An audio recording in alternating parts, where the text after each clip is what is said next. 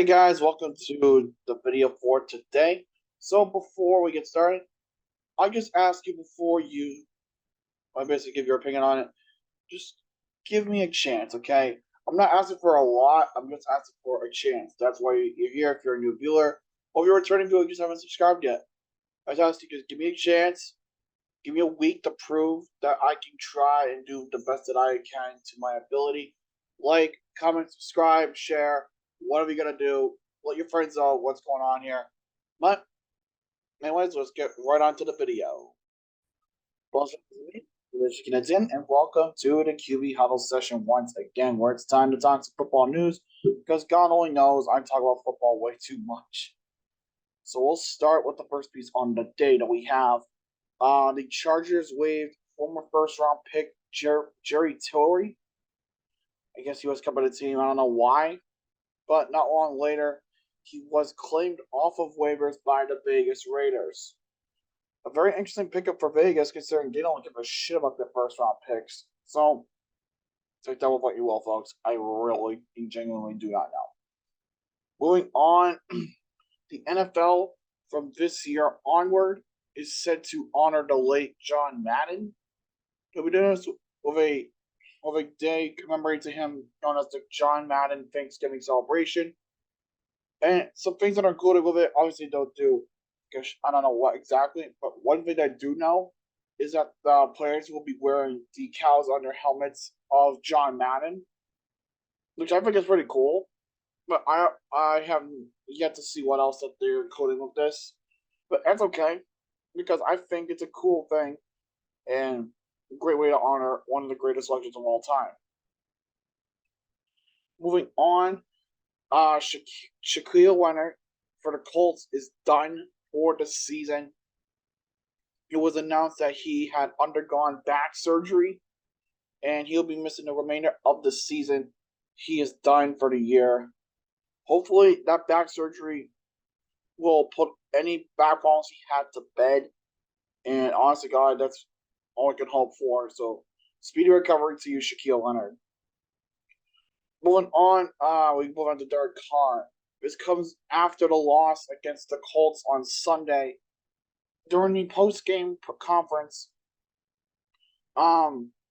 he got emotional and was just like, in a way, kind of like in tears, but also pissed off because, basically, he said stuff like, "We work our asses off. You have no idea what we do to go to sleep at night, trying to put everything that we have out there on the field, and the fact that we had to lose this game, and this is the result that just pisses me off." Like, he was like emotional as all hell. But honestly, I don't blame him. Look at, I understand he's been there since I think 2016, and the poor bastard has not gotten the respect he deserves. He's a great quarterback. Okay, I'm not going to deny that he's not a bad quarterback. He's a great quarterback, but Jesus Christ, like, and I understand the feeling of frustration. I get it because you want to win. You want to win, and you want to get your team to the promised land. I understand that. So I got nothing negative on this. I just want to just agree with him, and I feel for the guy. Moving on, Deshaun Watson, as per the terms of his suspension, is returning to practice.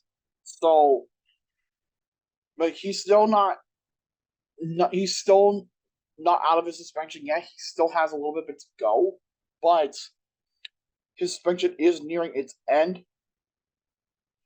And I think, I don't know, I think this guy's just a piece of dog wash bullshit.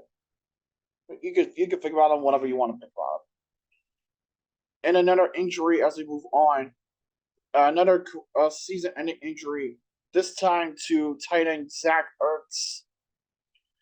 He is done for the year with a knee injury, which was suffered in the game against the Rams on Sunday. So the Cardinals lose their big tight end, which just sucks. And I wish him nothing but the best and a speedy recovery. Moving on, after several drops in the game against Dallas, the Packers decided to cut their losses and they release wide receiver Amari Rodgers. Yeah, I had a feeling that this was coming. I genuinely had a feeling that this was coming, but it was only a matter of time of when, and it was now. Probably just be a good thing for the Packers, but it's never here nor there. And finally, um, there's a snowstorm coming for the city of Buffalo, and I'm not talking about like a team. I'm not. That's not a quirky joke. There's a snowstorm that is headed for Buffalo and parts of the Great Lakes region. But Buffalo is set to get several feet of snow that has put the game with the Browns in jeopardy. Because either this could be because the Bills have had their bye week, so that complicates things. The Browns, I don't think, have had their bye week. I think it may be coming up soon, but I just don't think. I don't, but maybe the game will go on. But if it does, I recommend putting it somewhere else because you're not going to be playing in that stadium when it snows. With all that snow, yeah, good luck. You're not. You're going to need it. So now we wrap up with the NFL top 10 power rankings. Like I said last week, I was going to restructure it, and I did just that. So here we go. At number 10, I have the Seattle Seahawks. 6-4. They're looking good. They have the pieces right now. I don't know how the hell they have the pieces right now, but they have them. And it's worked wonders for the team. They've seriously turned it around. Geno Smith has actually looked really damn good. So that you can't really say anything bad because the dude has done really well. He's done really damn well. At number 9, I have the Dallas Cowboys, 6-3. Only reason I put them at the bottom of the 6-3 teams is because of the loss to Green Bay. Other than that, they have everything that they need to try and make a good run in the playoffs. But I have a scary feeling that somehow that the defense is gonna choke up again and just screw it up like they always do. At number 8, still 6-3, the Tennessee Titans. They managed to get the win against Denver last week and against Green Bay tonight, really. I think they should be fine, and as long as they don't make any mistakes, they'll be all right. And number 7, still on the 6-3 train, we have the Baltimore Ravens. They're coming off of a bye week. This team had a very rocky start to the season, but since then they've actually managed to pick things up, and they've actually been managing to do well, which surprising considering the team, traded away one of its top receivers in Hollywood Brown. But hell, they managed to work it out. So, and you got nothing to say about that. And number 6, also coming off the bye week, the New York Jets. Much as I hate to admit it, the New York Jets are still good. They're still good. They're still talented. And they got it. I don't know what it is. But I honestly God think that the only reason I like that is because of Ahmed Gardner. Sauce Gardner has been absolutely insane this year. At number 4, no, actually number 5, I have the Miami Dolphins, 7-3. Now they're on their bye week. They get a chance to rest up. And they just been an absolute freaking unit. With the loss that the Bills suffered, yeah, let's just say that they're doing all right. They are doing all right. They're now atop of the AFC East, and they could still play spoiler. They really could still play spoiler. At number 4, I have the Kansas City Chiefs. The Chiefs, 7-2. They actually look solid. I don't see any holes in their game plan whatsoever. I mean, yeah, I was a little hindered because of some injuries that happened, but they managed to work around that, and they're doing just fine. Like, I see nothing wrong with Kansas City right now. Right now, they're just doing what they got to do. At number 3, the New York Giants, 7-2 as well. They got an easy one against Houston, but besides the point, something clicked this season that I still don't even know how or what happened, but they really turned it around, and that's honestly the best case scenario that team could have gone. At number 2, the Philadelphia Eagles, 8-1. The loss to the Commanders just, oh my god.